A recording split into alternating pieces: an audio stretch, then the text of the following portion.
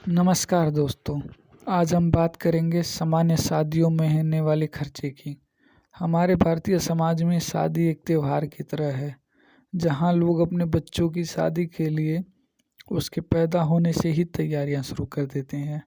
एक बेटी का बाप होना दुर्भाग्य है, उसे दो खर्चों से गुजरना पड़ता है। पहला दहेज से और दूसरा शादी के दिन होने वाले खर्चे से।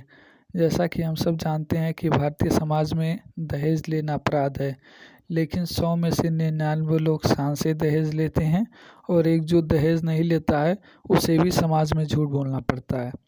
क्या सच में बेटियां इतना बड़ा बोझ हैं कि जिनसे छुटकारा पाने के लिए हमें रिश्वत देना पड़ता है?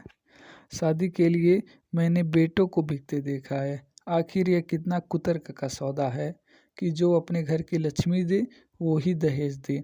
दहेज तो लड़के वालों को देना चाहिए, लड़की वालों को। आखिर जिसके घर से तुम लड़की ले जाओगे, काम भी तुम अपने घर का करवाओगे और खाना भी तुम अपनी पसंद का बनवाओगे।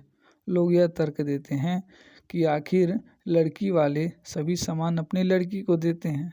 अरे भाई, क्या तुमने अपने बेटे को इतना काबिल नहीं बनाया कि वो अपने लिए बेड, फ्रिज, वॉशिंग मशीन खरीद सके? क्या अब तक तुम्हारे घर में लोग ज़मीन पे सोते थे? लड़की के घर से बेड नहीं जाएगा तो क्या लड़की को भी ज़मीन पे सुलाओगे? यार, फिर भी वो कहते हैं कि भाई बेटे को पढ़ाने में जो खर्च हुआ है उसका क्या क्या कि तुम बेटा खेत के अनाज की तरफ बोर बेच रहे हो कि पैदावार होने में 1000 लगा है तो 1500 में दहेज लोगे। दहेज प्रथा समाज के लिए एक जहर है। यह पिता को मजबूर बना देता है। दहेज के बाद दूसरा जो खर्चा आता है वो शादी में होने वाले शो ऑफ का। एक्चुअल में शादी है क्या? एक एग्रीमेंट की तरह कि दो लोग अब एक बंधन में बंध रहे हैं। इसके लिए इतना हवा के साथ दिखाने की क्या ज़रूरत है? यह सबको पता है कि शादी में जो डेकोरेशन के लिए टेंट आया है वो भाड़े पर आया है। ना वो कल आपके घर रहेगा, ना पहले कभी था। तो दिखाना किस बात का? केवल इस बात का दिखाना है कि मैं भी एक अमीर बनने का ढोंग कर सकता हूँ।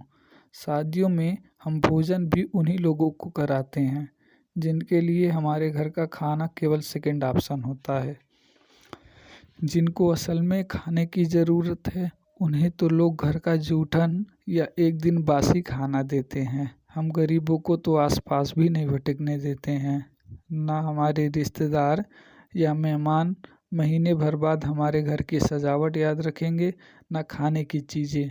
तो बेफजूल का इतना खर्चा क्यों? जितना रुपया एक लड़की का पिता दहेज या शादी में लगाता है उतना लड़की के भविष्य में लगा देता और उसकी पढ़ाई अच्छे तरीके से करता तो शायद उसे कभी विवश होकर इतना दहेज नहीं देना पड़ता। वो पीड़ित है समाज से, जो समाज हमेशा बदलाव के लिए तैयार है, लेकिन चाहिए तो केवल शुरुआत करने वाला। आपसे अनुरोध है कि बेफजूल के खर्चे से बचें। ना इतना खर्चा करने से आपका लोगों में नज़र उठा सकते हैं और ना ही तारीफ आप केवल कर्ज में डूबकर हंसी के पात्र बनते हैं। धन्यवाद।